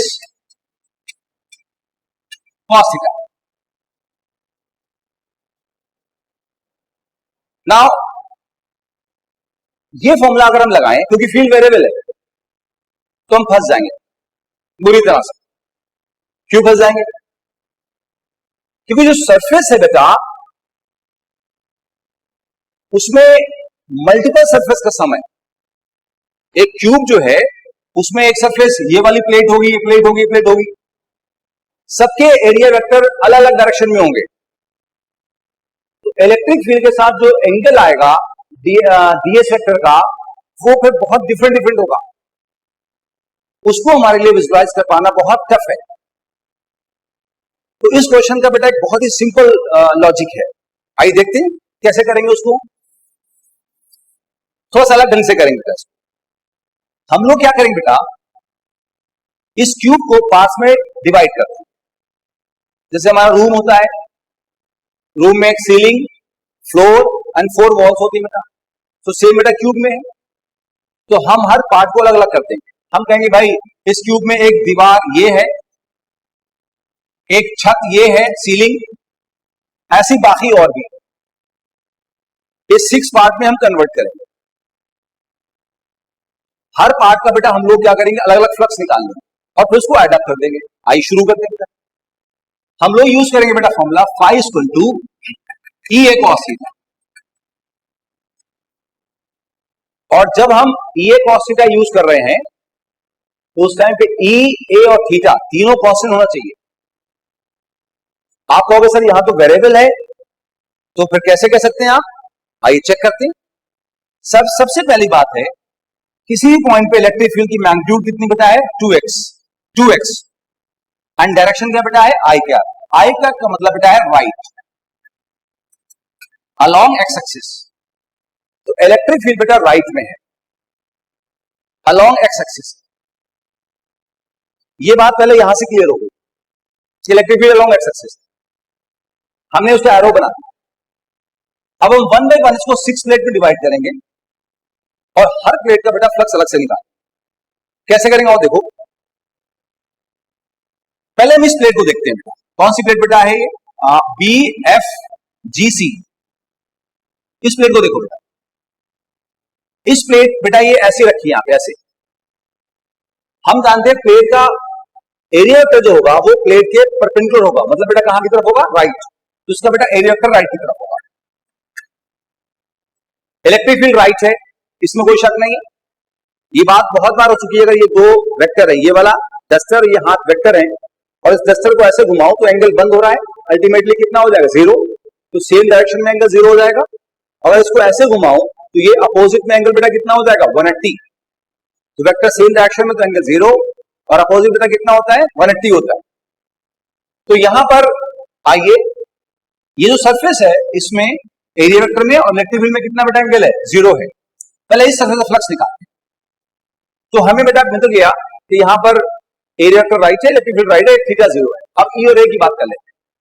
पहले ई की बात करते हैं, निकालते हैं फाई बी एफ जी सी। इसी फॉर्मूले को बेटा यूज करके हमने यहां पर इस वाले को देखो बेटा, क्वेश्चन को, ये प्लेट मान लो कोई प्लेट हमने यहां रखी, यहां रखी, यहां रखी, बेटा ऐसे प्लेट रख सकते हैं। तो ये प्लेट हम सोचो ऐसे मूव कर रहे हैं, तो कहां मूव कर रहे हैं बेटा, एक्स के लॉन्ग। अगर ये प्लेट यहां ऐसे है तो इसके हर पॉइंट पे एक्स की वैल्यू सेम होगी। अगर ये यहां है तब भी इसके हर पॉइंट पे एक्स की वैल्यू सेम होगी। हाँ, वाई की वैल्यू बेटा अलग अलग होगी। अगर इस प्लेट के ऊपर जाए तो वाई लगातार बदलता जाएगा, लेकिन इधर तो जा नहीं रहे, एक्स कांस्टेंट रहेगा। तो इस प्लेट के जो ऐसे रखी है उसके हर पॉइंट पे एक्स की वैल्यू सेम होगी, अगर प्लेट ऐसे रखी। हाँ, अगर ये ऐसे रखी होती तो इसके हर पॉइंट पे वाई की वैल्यू सेम होती, यहां भी वाई की वैल्यू, ये वाई की वैल्यू सेम होती बेटा। और ये प्लेट ऐसे रखी बेटा है तो उसके एक्स की वैल्यू हर पॉइंट पे सेम होगी। तो ये प्लेट बेटा, ये जो प्लेट बेटा हमने ये वाली कही, ये बेटा ऐसे रखी है, ऐसे ऐसे रखी हुई है, इसके हर पॉइंट पे एक्स सेम होगा, मतलब एक्स कांस्टेंट होगा। अच्छा, ये बेटा ए है और ये भी ए है, तो बेटा टोटल कितना बेटा है, 2a। तो इलेक्ट्रिक फील्ड बेटा यहां से आएगी, कितनी बेटा आएगी, 2 इंटू 2a। अब आप देखिए कि इलेक्ट्रिक फील्ड बेटा हमारी कैसी हो गई, कांस्टेंट हो गई। हमने फॉर्मूला लगाना था ना, स्टार्टिंग में आपसे कहा था ये फॉर्मूला कब लगेगा, जब ई और थीटा सब कुछ क्या है हमारा कांस्टेंट है। तो हमने लगाया, देखा बेटा इलेक्ट्रिक फील्ड कांस्टेंट आ गई। क्यों, क्योंकि इस प्लेट पे सब जगह एक्स सेम है, इस प्लेट के हर एक पॉइंट पे एक्स सेम है, एक्स सेम है, कितना है, a प्लस ए, 2a लिखा, फील्ड कांस्टेंट आ गई, क्योंकि एक्स कांस्टेंट आ गया उस पॉइंट पे। एक्स कांस्टेंट नहीं होता, लेकिन इस प्लेट पे जो एक्स है वो 2a है और कांस्टेंट है। अब एरिया देखो, स्क्वायर प्लेट होगी बेटा, क्यूब है ना बेटा, तो ये साइड लेंथ अगर ए है तो ये भी ए होगा, तो फिर आपका ये भी ए होगा, सभी होंगे। तो इसका एरिया कितना होगा, length into breadth, A into A कितना बेटा हो जाएगा, A square into cos zero. Cos zero बेटा कितना होता है, जानते हैं 1 होता है। कितना मिल गया बेटा, 2 टू 4, कितना बेटा हो गया बताओ, 4a क्यूब। अब जरा बेटा इस प्लेट को आगे देखो, ये वाली प्लेट देखो, ये वाली प्लेट, ये वाली कौन सी बेटा प्लेट है, ए ई एच डी बेटा, ये वाली प्लेट देखो, इस प्लेट को देखो, ये प्लेट यहां ऐसे रखी हुई है, इस क्यूब का बेटा ये प्लेट ऐसे रखा हुआ है यहां पे, इसका एरिया वेक्टर बेटा इधर की तरफ होगा। ध्यान रखें, एरिया वेक्टर हमेशा आउटवर्ड लेते हैं बेटा, ज्यादातर 99% कह लो आप, अब 100% तो इंसान जानता नहीं है। तो यहां पर आउटवर्ड राइट हुआ, यहां आउटवर्ड लेफ्ट हुआ। अब इस सरफेस को देखो बेटा, इलेक्ट्रिक फील्ड तो राइट ही होगी क्योंकि आई कैप है ना।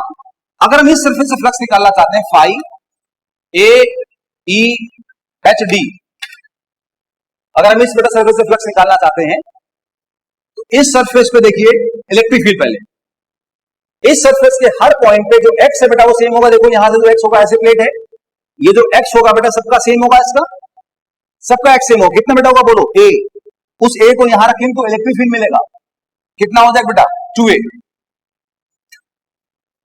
देखिए फील्ड वेरिएबल है, लेकिन इस प्लेट के ऊपर फील्ड की वैल्यू कांस्टेंट है, तभी इसको अप्लाई कर पा रहे हैं। ये भी स्क्वायर प्लेट होगी सेम एरिया की, तो ए स्क्वायर। और देखिए बेटा इलेक्ट्रिक फील्ड राइट है, एरिया वेक्टर लेफ्ट है, अपोजिट है बेटा, कितना एंगल होगा, 180।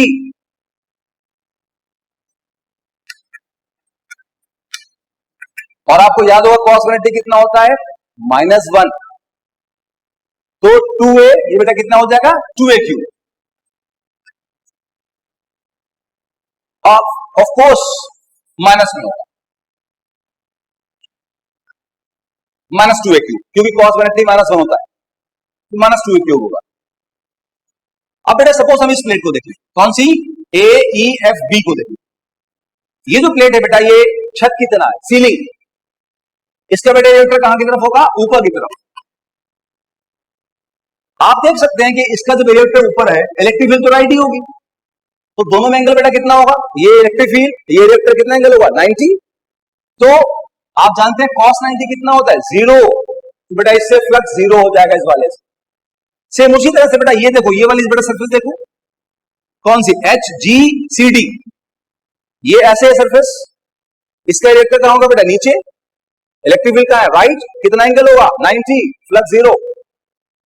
इस सरफेस को देखो बेटा ए बी सी डी को, ये ऐसे रखिए, इसके इलेक्ट्रिक बेटा कहां होगा, बाहर।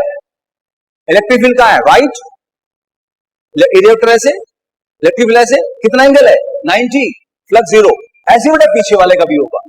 तो इन चारों से फ्लक्स जीरो हो गया, मतलब किससे किससे, फाई, ये बेटा कौन सा है, A E F B equal to इसके नीचे वाला एच जी सी डी, और ये वाला बेटा सामने वाला ए बी सी डी, और ये वाला बेटा पीछे वाला ई एफ जी एच।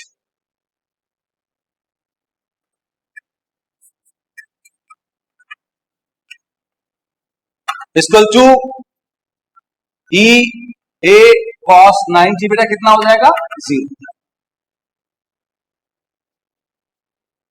तो इन चारों से बाकी से जीरो फ्लक्स आ गया।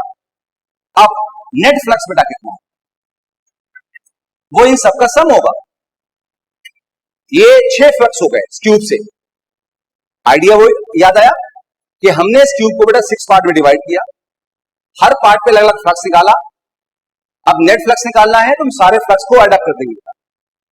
तो हम कहेंगे कितना हुआ बेटा, phi B F G C plus phi A F sorry A E H D plus on, ये बेटा कितना हो जाएगा, हमारे पास में लिखा है वहां पे 4a क्यूब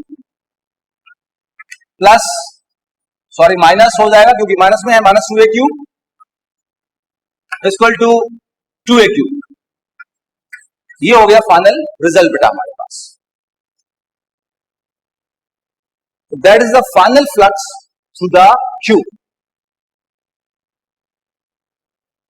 अब इसमें एक पार्ट बेटा और था, क्या पार्ट था,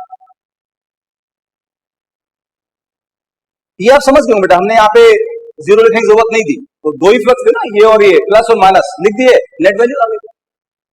एक पार्ट और बच गया था कि इसके अंदर चार्ज कितना होगा। तो देखो बेटा बहुत देर से एक ही बात हो रही है, क्या बात हो रही है कि फ्लक्स होगा क्यू बाय एप्सिलॉन नॉट, और किस चार्ज से होगा, इनसाइड चार्ज से आउटसाइड चार्ज से, इनसाइड चार्ज से। तो क्यू इनसाइड आप हमेशा लिख सकते हैं इसको, phi equal to q inside by epsilon naught, always phi equal to q inside by epsilon naught. So q inside यहां से बेटा कितना होगा, epsilon naught into phi. Of course आप इसे फाई नेट बोल सकते हैं, एक ही बात है, नेट बोले फाई बोले क्या फर्क पड़ता है। और इसको उठा के यहां बेटा पुट कर दो, तो बेटा कितना आंसर हो जाएगा हमारे पास में, ये कितना हो गया, एप्सिलॉन नॉट इनटू 2a। ये हो गया बेटा हमारा फाइनल रिजल्ट। आइए इस टॉपिक के लास्ट क्वेश्चन की बात करें।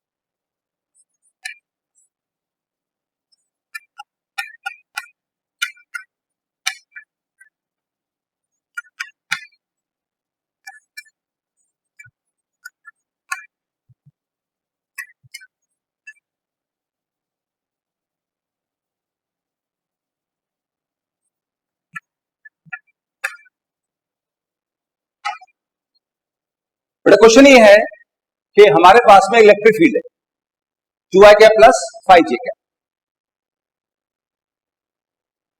और एक स्क्वायर है, स्क्वायर के बेटा कॉर्नर्स हैं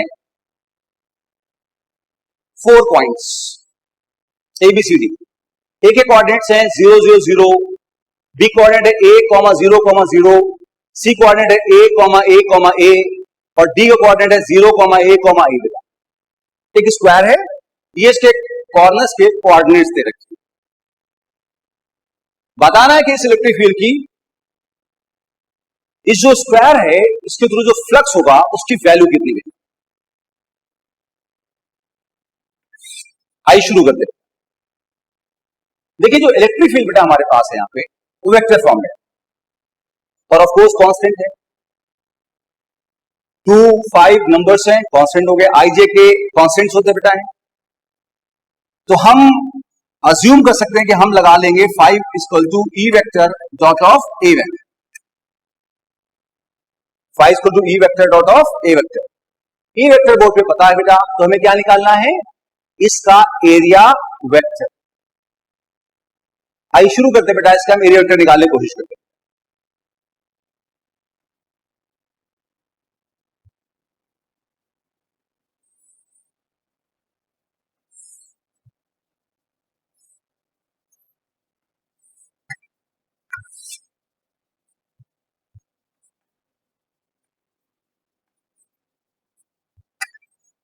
देखिए बेटा हमने राइट में माना एक्स एक्सिस, ऊपर माना वाई एक्सिस और बाहर बेटा कैसे माना हमने जेड एक्सिस। ऐसे उसको ऑफ कोर्स हम बोर्ड पे ऐसे दिखाएंगे लेकिन वो ऐसे होगा। आइए बेटा इन पॉइंट्स को वन बाय वन लोकेट करते हैं एरिया वेक्टर निकालने के लिए। एरिया वेक्टर निकलेगा तभी फ्लक्स है बेटा, तो पहले हम एरिया वेक्टर निकालते हैं। थोड़ी सी बेसिक मैथ्स 11 का वेक्टर वाली बेटा। तो पहला पॉइंट है A0,0,0। आप जानते हैं बेटा 0,0,0 बेटा क्या होता है, ओरिजिन। तो ये बेटा हमारा हो गया ओरिजिन A,0,0। दूसरा पॉइंट बेटा क्या है, बी क्या है, A,0,0। आप जानते हैं एक्स कोऑर्डिनेट होता है, ये वाई कोऑर्डिनेट, जेड कोऑर्डिनेट बेटा। एक्स कितना बेटा A और वाई जेड कितने बेटा 0। तो आप जानते हैं कि एक्स एक्सिस पे सिर्फ एक्स होगा, वाई और जेड नहीं होंगे। हम सब जानते हैं बेसिक, वाई पे वाई होगा, एक्स जेड नहीं होंगे, जेड पे जेड होगा, एक्स और वाई नहीं होंगे। तो ये कोऑर्डिनेट बेटा बी हो गया हमारे पास A,0,0। अच्छा बेटा तीसरा कोऑर्डिनेट है A,A,A। ये कोऑर्डिनेट कहां होगा, इससे पहले एक काम करते हैं बेटा, पहले हम डी को देखते हैं 0,A,A। आप ये सोचो कि x 0 है, ये चलो पहले इसको एक बार समझाता हूं कि अगर आपको उस कोऑर्डिनेट लोकेट करना है तो सोचो पहले आप x पे a मूव करोगे, y पे 0 मूव करोगे मतलब नहीं मूव करोगे, z पे 0 मतलब नहीं मूव करोगे। तो आप ओरिजिन पे खड़े हो गए, ओरिजिन से बेटा आप पहले x पे a मूव कर गए और यहीं खड़े रहे, y पे मूव नहीं किए और z पे मूव नहीं किए, तो वो 0,0। अब आपको बेटा ये कोऑर्डिनेट निकालना है, ये पॉइंट लोकेट करना है। तो आप देखिए x पे कितना 0 मतलब आप ओरिजिन पे खड़े रहोगे, x एक्सिस से मूव नहीं करोगे। फिर y पे कितना चलोगे a, तो आप सोचो y पे a ऊपर आओगे इतना। और फिर z पे बेटा कितना चलोगे a, तो बाहर आप a आओगे, तो पॉइंट यहां कहीं बेटा होगा। इसको हम ऐसे लोकेट करेंगे बेटा, देखिए यहां ये होगा डी पॉइंट।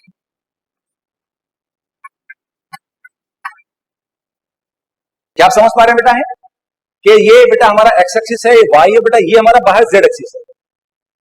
तो ये पॉइंट यहां कहीं पे होगा, ये पॉइंट बेटा हमारा यहां कहीं पे बेटा होगा, यहां कहीं बेटा पॉइंट होगा। देखिए ये z है, ये x है, ये y है बेटा, ये z है। तो सोचो ये y चले और ये बाहर z चले, तो पॉइंट बेटा यहां कहीं होगा। तो ये पॉइंट हमने बेटा यहां लोकेट करते हैं। अब लोकेट करना बेटा हमें सी पॉइंट। इसमें क्या है, x है, y है, z है, मतलब तीनों पे चलेंगे। तो सोचिए पहले हम यहां चले, x पे a, फिर ऊपर चलेंगे y पे a, फिर बाहर चलेंगे z पे 3D स्पेस में। तो ये पॉइंट यहां कहीं बेटा होगा, उसको हम ऐसे शो करेंगे।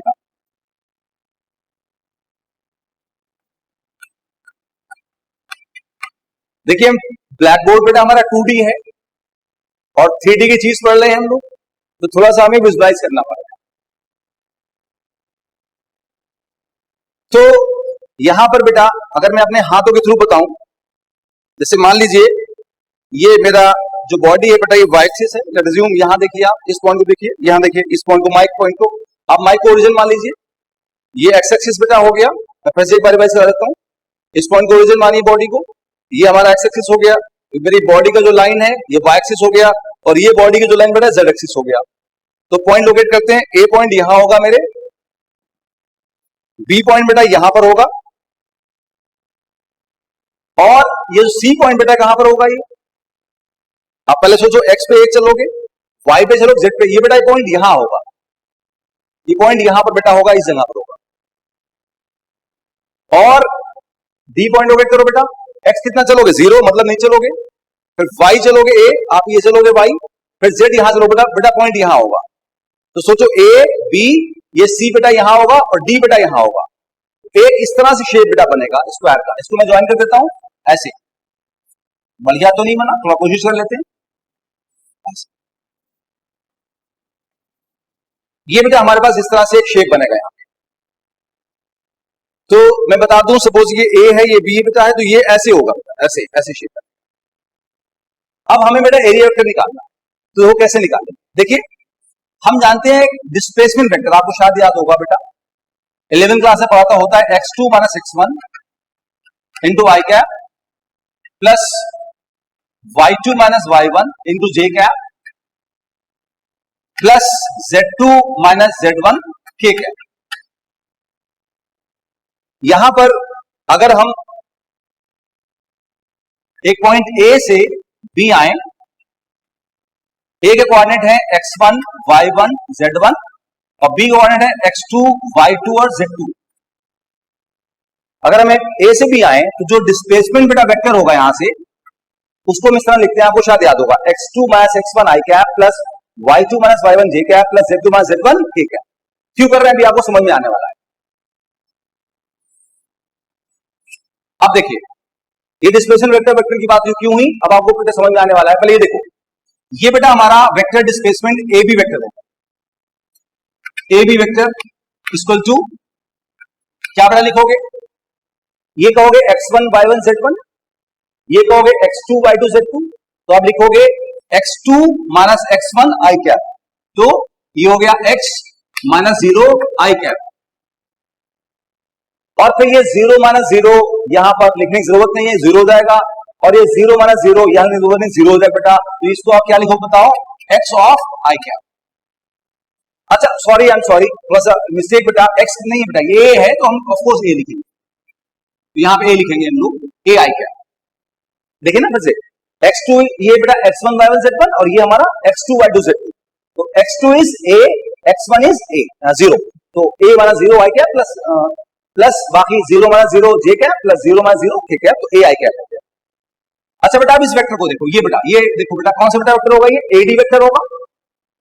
तो एडी वेक्टर बेटा कैसे लिखोगे आप, AD vector equal to x2 कितना है 0, 0 माइनस 0, 0 माइनस 0 आई कैप प्लस फिर यहां पे बेटा a minus 0 y2 minus y1, a minus 0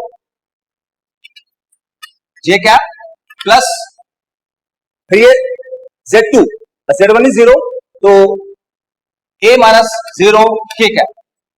तो बेटा ये कितना हो गया हमारे पास में, देखिए यहां पर ये तो 0 हो गया, ये हो गया a J cap plus a के कैप। अब देखिए एक स्क्वायर बन रहा है, और स्क्वायर के हमें दो साइड्स मिल गए। अब आप जानते हो भाई, स्क्वायर में एरिया कितना होता है, लेंथ इंटू ब्रेड्थ होता है। तो हमें बेटा सिंपल क्या करना है, लेंथ मिल गया, ब्रेड्थ मिल गया, आप सीधे एरिया निकालना है, फटाफट आंसर आने वाला है बेटा हमारा। तो हम लोग क्या करते बेटा है कि एक बार इसको रब कर देते हैं, ई को बेटा हम यहां लिख लेते हैं, हमें याद रहे कि ई वेक्टर हमारे पास कितना है 2i प्लस 5j बेटा हमारे पास, ये हमें याद रखना बेटा है। जैसे नाउ अब जो बेटा एरिया वेक्टर होगा, हम जानते हैं बेटा एरिया वेक्टर क्या होगा, length into breadth.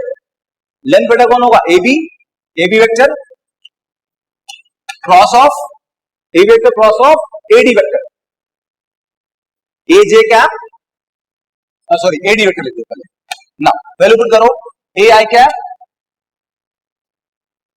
A cross of A J cap plus A K cap. के गैप। अब थोड़ा सा आपको शायद आप भूल गए होंगे, क्रॉस प्रोडक्ट में आपको याद दिला देता हूं। जैसे आप याद करें 11th क्लास में हम लोग लिखते थे सर्कल बना के आई जे के, याद है आपको? आई क्रॉस जे, याद करें बेटा कितना होता था हमारा के कैप। आई क्रॉस जे के, जे क्रॉस के आई, के क्रॉस आई जे, याद है? एंटी क्लॉकवाइज से पॉसिबल होता था। अगर हम लिखते थे आई क्रॉस के, कितना था बेटा? माइनस जे, क्लॉकवाइज में नेगेटिव, आई क्रॉस के माइनस जे, के क्रॉस जे माइनस आई, जे क्रॉस के माइनस के, याद करें? तो इसकी बेटा हमें जरूरत पड़ने वाली है यहां पे। देखिए ये बेटा हमारा हो गया। पहले तो यहां से आप ए कॉमन ले लो, ए कॉमन हो गया, इससे मल्टीप्लाई होगा तो बेटा कितना हो जाएगा? A square. अब यहां आई क्रॉस जे, आई क्रॉस जे, आई क्रॉस जे बेटा कितना होता है? के क्या प्लस में, फिर ये क्या है? आई क्रॉस के, आई क्रॉस के बेटा कितना होता है? Minus J. I cross J is plus के एंड आई क्रॉस के is minus J. Area vector बेटा आ गया, बस आंसर के बिल्कुल पास है। फ्लक्स कितना बेटा होता है हमारा? ई vector dot of A vector. E vector बेटा बोर्ड पे लिखा है हमारे पास 2i cap plus 5j cap dot of, put करो ए स्क्वायर के कैप माइनस जे कैप। नाउ अब पहले बेटा आई को मल्टीप्लाई करेंगे इससे हम, फिर हम जे को बेटा मल्टीप्लाई करेंगे। डॉट प्रोडक्ट लेना आपको अच्छे से आता है। आई को मल्टीप्लाई करो, आई डॉट के बेटा कितना? 0, और आई डॉट जे बेटा भी कितना होगा? 0। आई डॉट आई 1 होता है, आप याद करें। तो ये तो बेटा पूरा 0 हो गया। अब जे को लो, जे डॉट के बेटा कितना होगा? 0, और जे डॉट जे बेटा कितना होगा? 1। गुड। तो अब यहां बेटा कौन कोफिशिएंट था? 5। यहां बेटा कितना था? ए स्क्वायर। तो बेटा वैल्यू कितनी होगी बोलो? 5a square. और यहां पर ये j इंटू जे तो 1 हो गया, लेकिन माइनस साइन तो बेटा है वो यहां पर आ जाएगा आपके पास में। तो आंसर कितना बेटा हो गया? -5a square. इसी के साथ बेटा हमने एक टॉपिक फिनिश कर लिया और नेक्स्ट क्लास में बेटा हम लोग बात करेंगे गॉस लॉ। तो अगले क्लास में बेटा हम गॉस लॉ लेंगे और गॉस लॉ को बेटा हम लोग 3 क्लास में बेटा पढ़ेंगे, 3 पार्ट में बेटा हम डिवाइड करेंगे उसको। पहले क्लास में गॉस लॉ के बेसिक्स और फिर उसके applications, electric field due to spherical charges की बात करें। फिर सेकंड क्लास में गॉस लॉ के application, electric field due to line charge और शीट चार्ज की बात करेंगे, उससे क्वेश्चंस वगैरह करेंगे। एंड थर्ड क्लास में बेटा हम फिर जो एडवांस प्रॉब्लम्स बेटा गॉस लॉ के हैं वो लेंगे। 3 पार्ट में डिवाइड करेंगे। जैसे कि मैंने बताया कि जिन बच्चों को भी प्रॉब्लम हो रही है नोट्स बनाने में, बेटा बहुत सिंपल है, आपको मेहनत करना होगी। मैंने कहा वीडियो को देखिए, उसे रिवाइंड कर करके बार बार देखिए जब तक पूरा वीडियो आपको बढ़िया समझ में आ जाता है। फिर जब समझ में आ जाए पेन और कॉपी लेके बैठना है और साथ साथ बेटा कॉपी करते रहना। पहली बार में साथ साथ कॉपी नहीं करना बेटा है, जब उसको अच्छे समझ ले वीडियो को बार बार रिवाइंड करके, तब आपको फिर लेके बैठना है वीडियो लेके और फिर पूरे नोट्स को बना लेना बेटा। आप नोट्स बेटा जब खुद से बनाएंगे तभी आपको लिखने की स्ट्रेंथ आएगी, तभी वो सारी चीजें समझ में बेटा आएंगी। आपको नोट्स खुद बनाना है, ये ध्यान रखना बेटा। खुद के बनाए हुए नोट्स ही जो है आप बेटा वो अच्छे से याद रख पाओगे। आप ध्यान रखो, क्लास में भी आप नोट्स खुद लिखते हो, हम आपको बोलते हैं और आप उसे कॉपी करते बेटा। तो नोट्स खुद बनाना बेटा है, खुद लिखना है। ये नहीं सोचना है कि मेरे पास नोट्स बने बने आए मैं बाद में पढ़ लूंगा, नहीं, अभी पढ़ना है, अभी समझना है। तो अच्छे से समझ लेना वीडियो को और नोट्स को जम के याद करना है। नेक्स्ट क्लास तक के लिए बेटा गुड लक, मिलते हैं बेटा हम लोग अगली क्लास में।